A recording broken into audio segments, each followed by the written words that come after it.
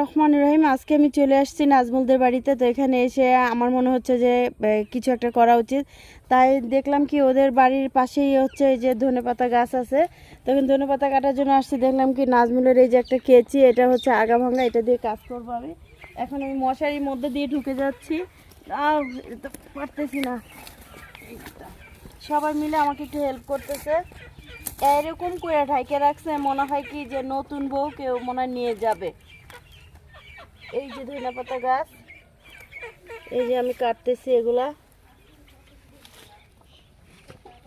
এমন একটা কেচি যেটা দিয়ে কাটাও যায় না, কষ্ট করে কাটতেছি শুধু আপনাদের মাঝে বিষয়গুলো তুলে ধরবো। তাই এগুলো দিয়ে আমি ভর্তা করব। ভর্তার পুরো সিনারিটা বা ভিডিওগুলো আপনাদের মাঝে আমি শেয়ার করব।